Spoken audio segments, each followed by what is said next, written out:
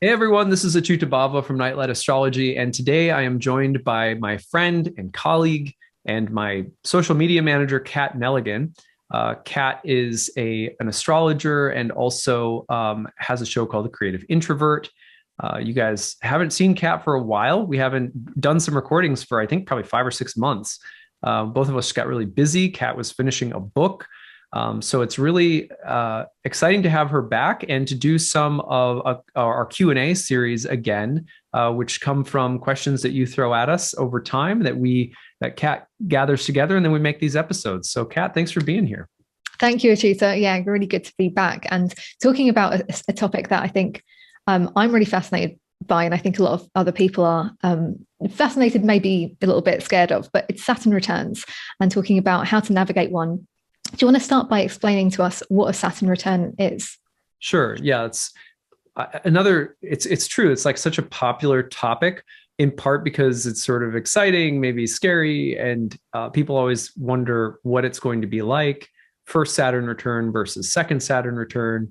So yeah, it's a worthy topic.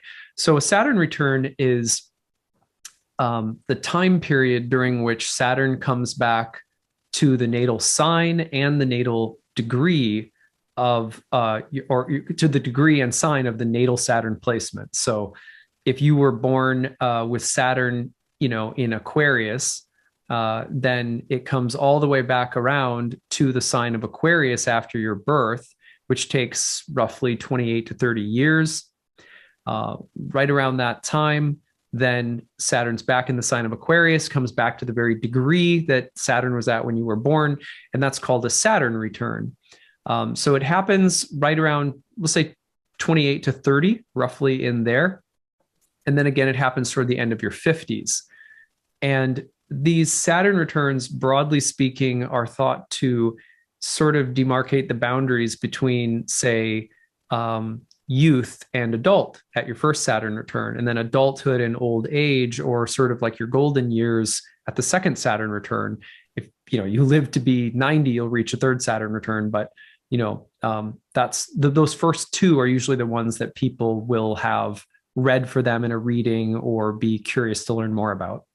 Okay, yeah. You make it sound that's not so bad. That idea of demarcating certain like chunks of our life. Why are people so scared of Saturn returns? Why have I heard so many bad things about them? Yeah, I mean, I think it's probably because Saturn in ancient astrology, Saturn's considered the greater malefic, which means bad doer. But we have to remember in the ancient world what the word bad meant. This world was thought of as a world of relativity, a world where, you know, things are good and then they're bad in succession. Most of us experience a life of mixed fortune, of ups and downs.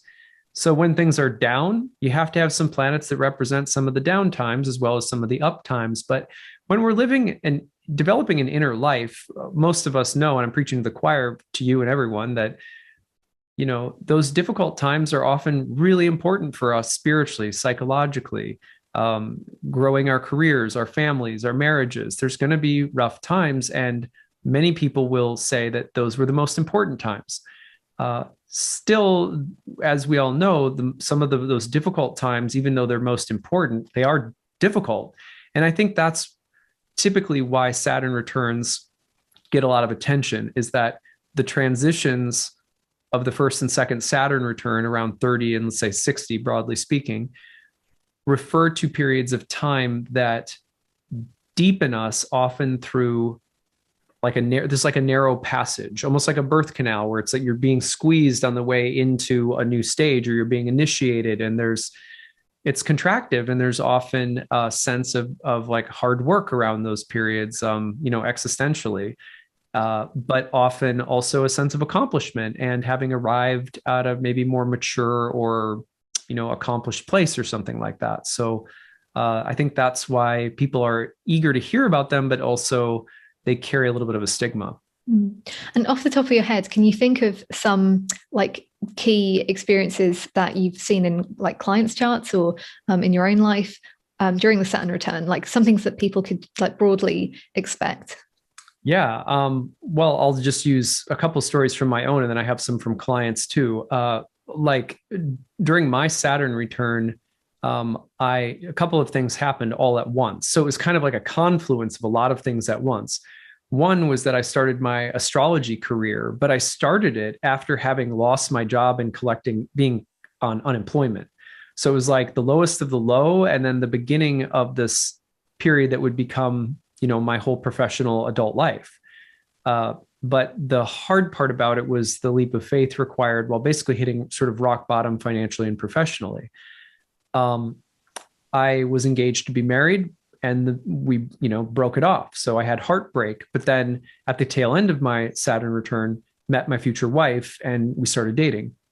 So I feel like those are pretty typical Saturn return stories in the sense that you'll have some events that might level you a little bit and be hard, but they also may form the foundation of the entire next chapter of your life if we think of chapter in terms of like a 30-year segment. I have clients who will often get married at Saturn returns, and it's not necessarily that there's anything hard that comes with it, but it's serious. It's a big commitment. And in a sense, many Saturn returns are defined by the things that we have to say no to. So it might seem like, well, what's so hard about getting married? But for a lot of people, it means saying no to being a bachelor. It means saying no to having your own apartment. It means saying no to, having that single young version of yourself. You're stepping into a more adult phase where the commitment and the stakes of the game have just gotten a lot higher. And you're ready for it. It's joyful, but it's serious. There's a gravitas to the moment. Or maybe you finish med school, or maybe you start a job, or whatever the case may be. There's a sense of the field of options narrowing as your adult choices and commitments are being refined and becoming more serious. That's very common during Saturn returns. Of course, sometimes Saturn returns are going to be marked by really hard passages with health, family members passing away, relationships breaking apart, losing a job. But usually that's not the end of the story. Usually it's that whatever is taken away or whatever challenges Saturn presents, there's an equal sense of opportunity emerging from it that somehow ushers us into the next phase of life. Yeah, that's interesting. You're making me think of it more like that, more of an initiatory experience where it's not all for naught. Like the suffering of a Saturn return wasn't just random, meaningless. That there is something at the end of it. There's something, like you said, that will mark the next passage of life. So that's reassuring, I think. I was just wondering about the different kind of factors that you take into account when interpreting somebody's Saturn return or giving them some ideas about what to expect personally for their chart. Yeah, I mean, maybe a list of tips when interpreting Saturn returns would go like, if you're practicing Hellenistic astrology, sect is going to matter quite a bit. I think one of my favorite presentations I've ever seen on this was done by Lisa Scheim from the Astrology podcast. She did a presentation and she presented it for the students at my school some years ago that was talking about the difference if you were born during a nighttime chart or a daytime chart. So if you're born during the daytime chart, Saturn's in sect. And that will often mean that Saturn is a little it's more capable of expressing constructive Saturnine significations. For example, hard work and achievement as opposed to loss and the need to start fresh after hard losses. Sometimes the difference has to do with sect. If you're born during a nighttime chart, Saturn's out of sect and you might see some harder blows. I don't think that means that it's cut and dry, that it's good or bad based on sect, but it can be a big factor. The dignity of Saturn. Is Saturn in one of its own signs or exaltation? Is it in its own bound or triplicity? Is it in an angular house, well dignified? Does it have aspects to Venus or Jupiter? So the actual dignity of Saturn in the chart accidentally and essentially can contribute a lot to how you interpret the planet. If you don't know the language of dignities, that might be too technical. But probably the most basic thing is going to be what house is it in? Because the house it's in will give you a sense of where Saturn is showing up. Is it showing up around money? Is it showing up around love? Is it going to show up in terms of where I'm living or my health? And so where it shows up by whole sign house is probably the most basic consideration that can help you refine and create an interpretation. Okay, that's helpful. So in terms of, let's say, people now going through a Saturn return with Saturn in Aquarius, like you're saying, this would be a dignified Saturn. So that helps. Is that right? Yeah. Yeah, certainly Saturn in Aquarius, like Saturn in Capricorn or Saturn in Libra, are all going to be, I think the potential for them to express a more constructive side is there. I generally think of planets in their own signs as more capable of expressing their best nature. And by best nature, I don't mean that things are just easy or subjectively good. I mean that there's a sense of it's a little bit more of a benevolent feeling behind what's happening, an understanding, a sense of the timeliness of things, a sense that this must happen and I'm okay with it. It's just a little bit more ease, even if it's difficult. There's a sense of this being a good thing. Or whenever planets are well dignified, I just think to myself, okay, like to make an analogy, all ayahuasca experiences that I ever had were good, right? But it was nice occasionally to have experiences that were not only good for me, but enjoyable. That there was a sense that the ups and downs of the evening, that I was just a little bit more capable of like riding along with them and being like, okay, like I'm not getting obliterated. Even though afterward you might feel like, hey, that being obliterated was one of the best things that ever happened to me. It changed my life. I feel like a well dignified planet is a little bit like a good trip. It's like, it's still maybe harrowing, but it's like, it's a good one. Fair enough. And what about taking into account some of the planets that are current? So I just thinking about this Saturn in Aquarius, Uranus is a big part of that. Would that be something, that square with Uranus, be something that a person going through the Saturn return would take into account, given that it might be hitting their own Saturn? Yeah, I mean, I think more advanced, like level up in your interpretive skills will be, okay, your Saturn return's happening, but what else is happening in your birth chart at the same time? Whether it's the Uranus transit in the sky right now, or, what people will be going through when Saturn's in Pisces or Aries in the next couple of signs. Always looking at that greater context for sure. But yeah, I mean, the people who've had Saturn in Aquarius for their return have gotten the Saturn Uranus square. And my own opinion is like, how could that not play a role in your Saturn return experience, So just to wrap up, do you have any like tips for us, people working with, I don't know if that's the right way to put it, but like working with this Saturn return, maybe some tips for navigating it, or, I don't know if people take the approach of being like trying to embody Saturn's qualities. I don't know. What do you think? Yeah. How would you best well, I think that the advice is slightly different between the first and second Saturn returns. So maybe I'll say a few things of advice for number 1 and number 2.